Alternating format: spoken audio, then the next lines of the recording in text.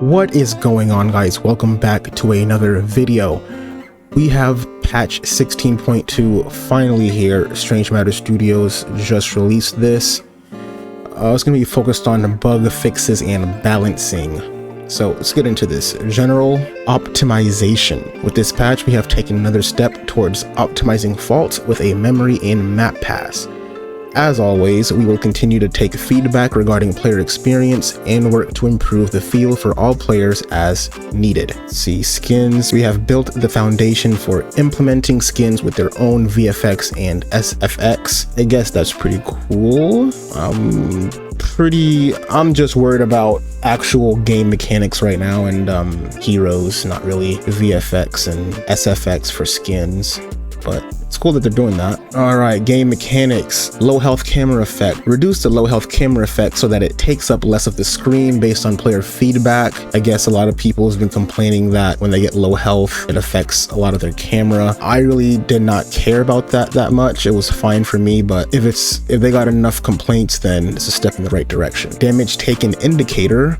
Change the damage taken indicator around the player's crosshair to only show when a turret or an enemy hero damages the player. And the duration of the indicator showing up was reduced from 2 seconds to 1.5 seconds. All of that is just in-game things. I'll have to hop in game and see how it feels. But I think these are all good steps. We have a new menu. They're adding a new history tab.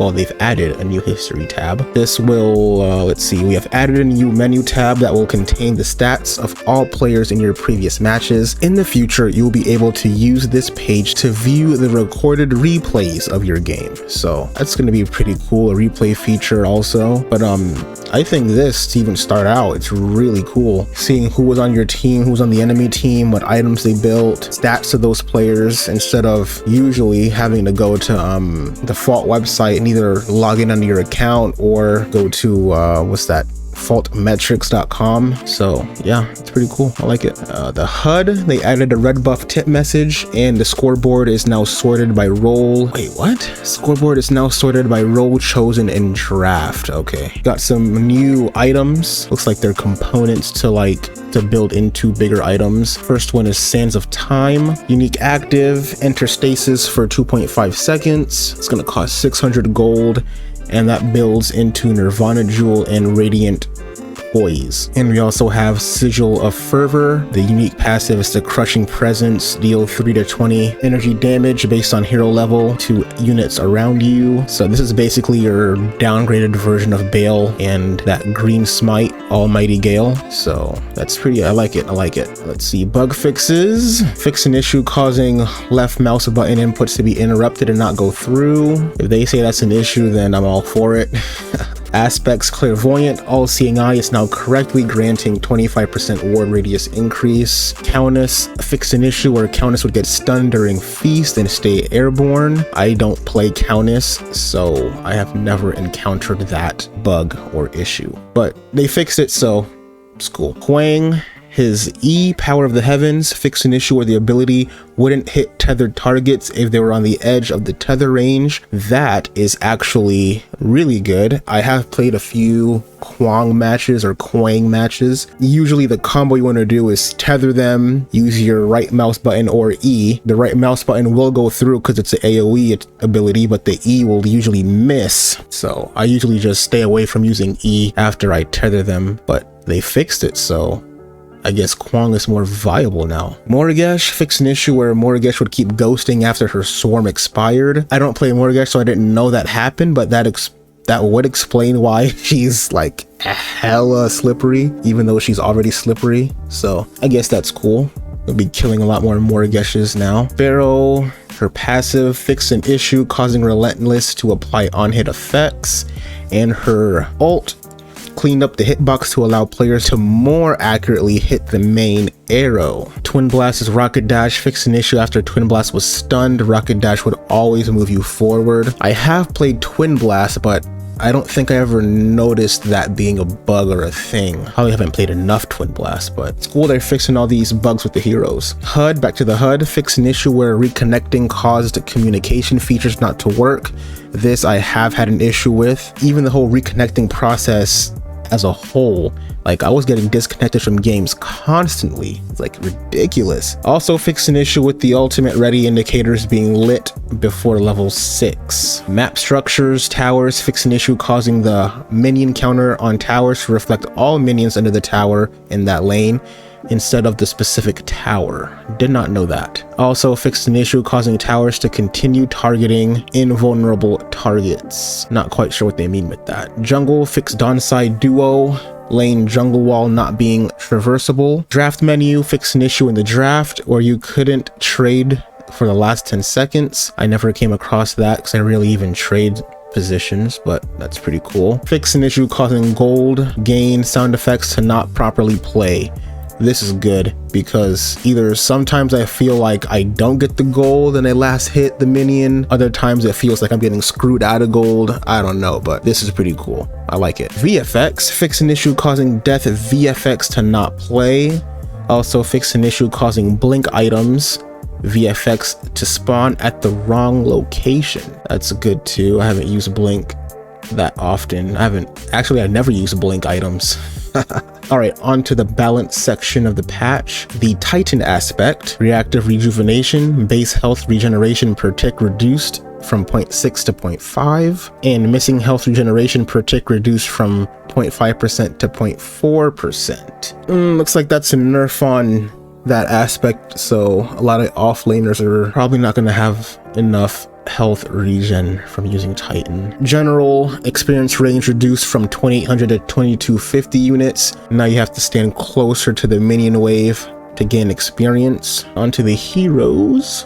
Decker's passive, mana back from Ion Bomb reduced from 40, 50, 60 to 25, 32.5, and 40, so that got a nerf. Max mana back from Ion Bomb reduced from 200, 240, 280 to 100, 150, and 200, so her passive got nerfed with the mana. Her right mouse button cooldown got increased, vertical distance got reduced, mana cost got increased, and decaying movement speed got increased, so her right mouse button got a nerf also. Go on to her ultimate, Ion Fence, mana cost reduced and range reduced, so kind of got a buff and a nerf. I don't know. Any Decker mains, go ahead and comment down below what you feel about that. Feng Mao, yo, the hero of the hour. Everyone wants Feng Mao nerfed, literally everyone. Holy. Let's read this. Health per hero level reduced from 90 to 88. That's good. His Reaping Dash Q cooldown is increased. Nice, nice. Guardian's Shield.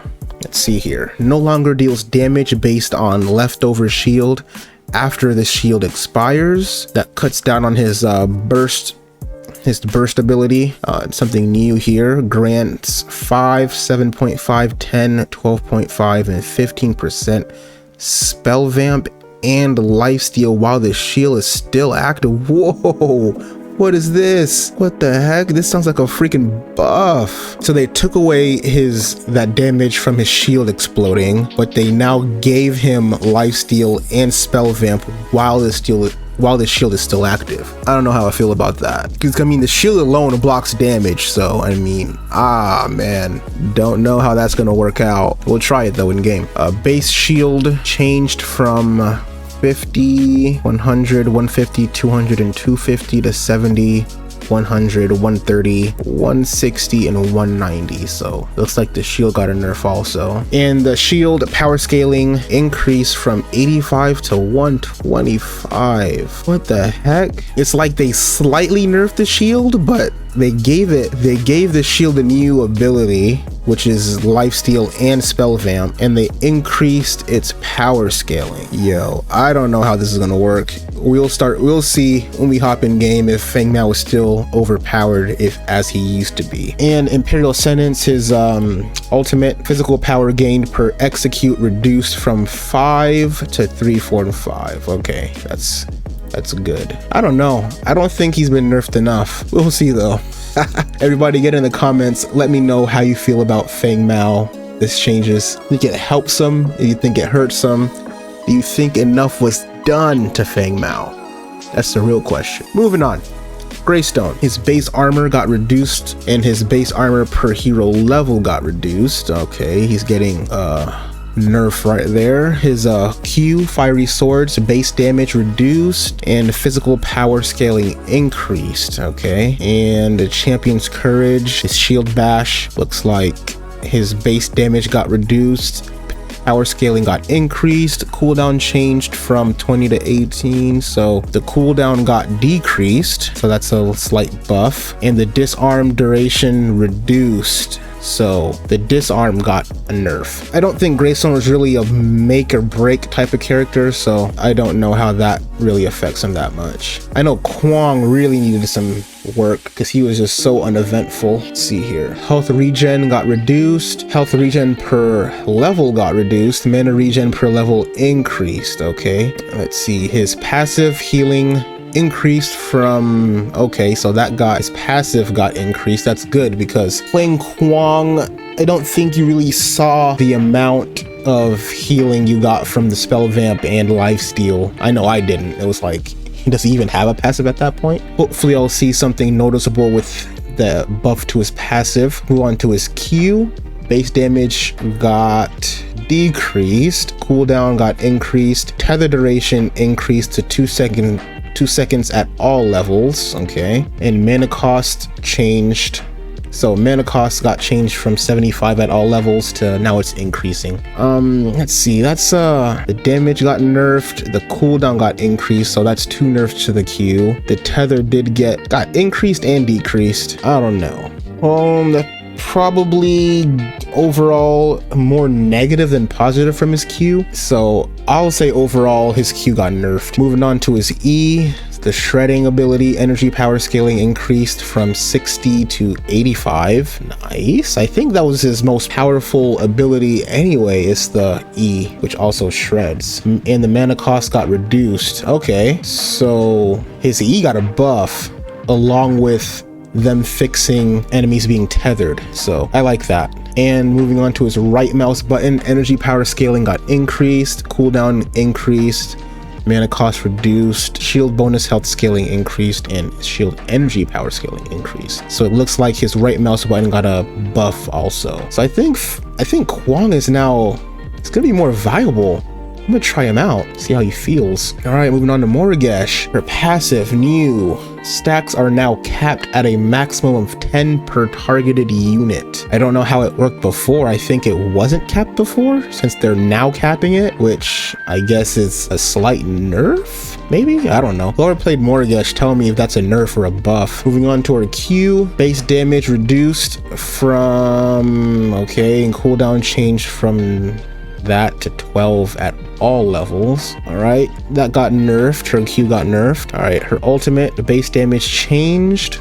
Whoa, okay, so her ultimate got buffed. I don't think it did that much damage to begin with. I mean, if you had your stacks and everything, then yeah, you were chunking. I don't know. I don't think her ultimate needed a damage buff, to be honest. Well, it got slightly toned down at level 3. So it got nerfed at level 3, but buffed level 1, stayed the same at level 2. All right, so I don't think it's that much of a nerf. Like I said, I don't play Morigesh, so I couldn't tell you how that would impact her that much. And her right mouse button, mark new. Morigesh can now target all enemy units. Marking a non-hero will keep the mark on the last hero marked until Morigesh targets a new hero. Okay, I guess that's good to avoid Morigesh from just running through freaking minions and auto-locking the enemy right behind him. I don't know. Let me know down in the comments. Base damage got increased at early levels. Let's see, only got increased the first 2 levels and then started to get decreased from level 3 on. Energy power scaling got reduced, so that got nerfed, and cooldown changed from 6 at all levels to, okay, so that's a buff. Actually starting off, no, 9 seconds. Holy, yeah, I think from anywhere from level 3 on it's a buff, but from levels 1 to 3 it's a nerf. Mana cost got decreased, so that got buffed also. I think overall Morigesh is slightly better. I don't think she needed to be slightly better. She was already a problem to begin with. But yeah, any Morigesh mains, go in the comments, let me know how that affects you guys. All right, items. Blinks. Blinks now have their own cooldown each. They no longer share the same cooldown, so purchasing an item that builds out of the lesser blink will not have it be set on cooldown. And changed all blinks to now work in combat. Okay, blink gold cost reduced from 600 to 500. Moving on to Titan's armor, health reduced from 100 to 75, and Titan's guard, health reduced from 100 to 75. All right, so looks like offlaners in general took a nerf, because usually if you're offlaning, you're starting with Titan's armor, and not only Titan's armor but the Titan aspect, you'd be having that also. That got nerfed. So melee offlaners taking a big hit to them. And the map jungle shrines, missing health percentage on shrine killed reduced from 20% to 15%, and missing mana percentage on shrine killed reduced from 50 to 25%. Blue shrine bonus experience increased from 5 to 7, so it's gonna give you more increased bonus experience. And the gold shrine attack speed increased from 8 to 10, and lifesteal increased from 5 to 7.5. I like that because I felt gold shrine didn't do jack, to be honest with you. I mean, it was a contention point, but I don't think it had that much of an impact. Now it will have. All right, guys, that's all we got for this 16.2 patch notes. Let me know what was your favorite part. Let me know what was your least favorite part. Let me know if you think Feng Mao got enough or if he still needs more. Get in the comment box, like, comment, subscribe. See you guys next time. I'm out.